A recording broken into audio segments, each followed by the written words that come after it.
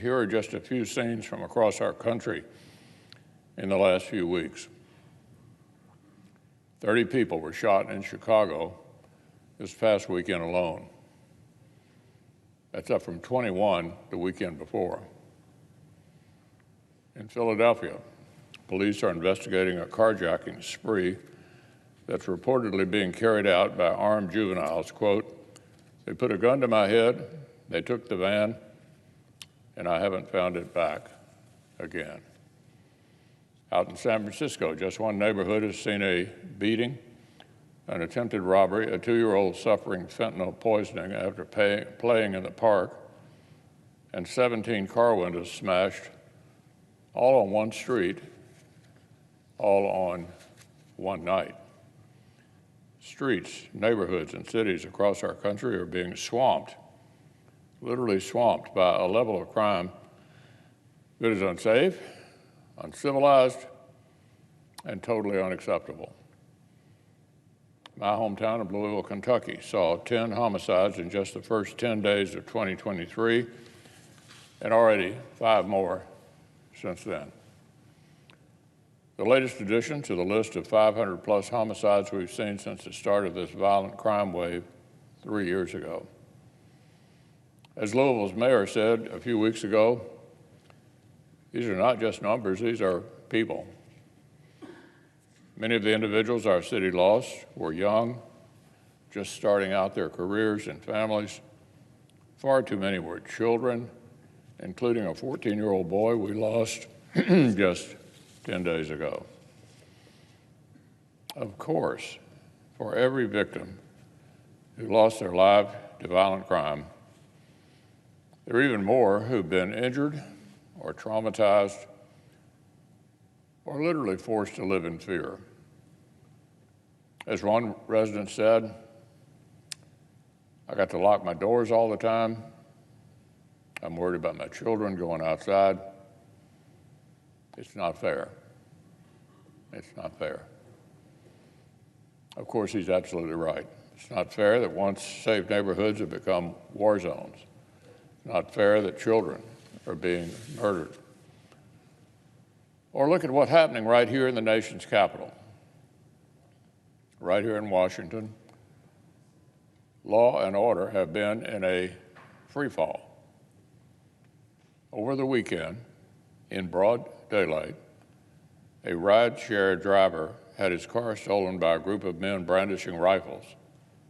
Citywide, Washington is averaging a carjacking every day. Homicides this year are up 17%. Just yesterday, 2 18-year-olds, fresh off a carjacking spree in a nearby county, came right here to the Capitol, ran into 2 separate Capitol police vehicles, and then tried to flee on foot. Fortunately, the Capitol Police brought them into custody. Yet the D.C. City Council is so completely captured by the woke far left, they have responded to the crime wave with a new criminal code that, listen to this, reduces penalties even further. That's the response of the D.C. City Council. Just last week, the council overrode the mayor's veto and pushed through a measure that shreds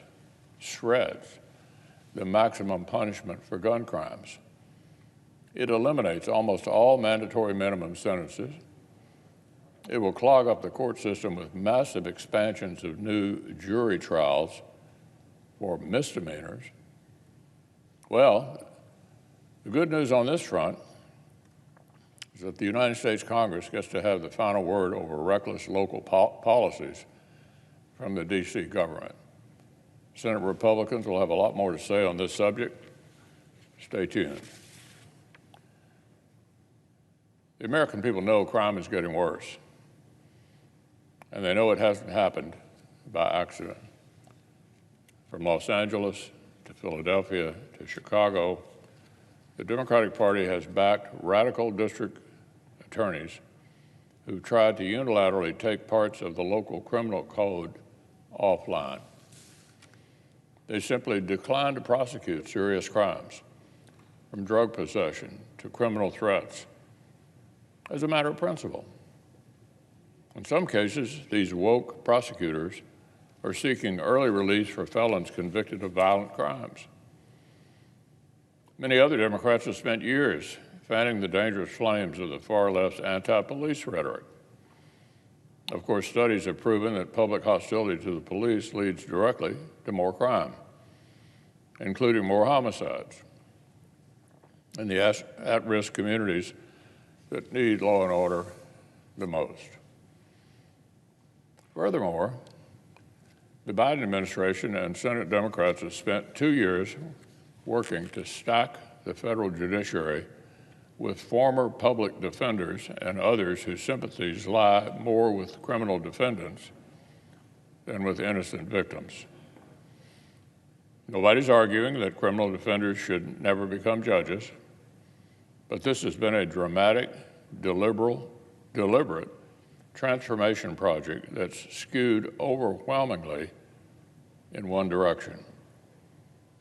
Even the New York Times has admitted it's been, quote, a sea change in the world of judicial nominations.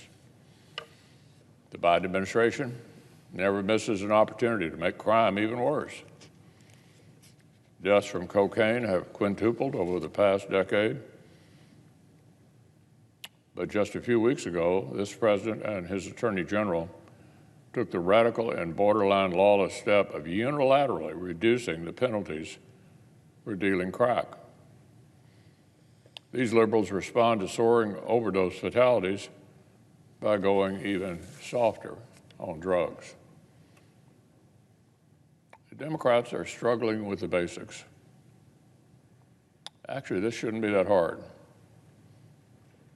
Drugs belong off the streets. Career criminals belong behind bars.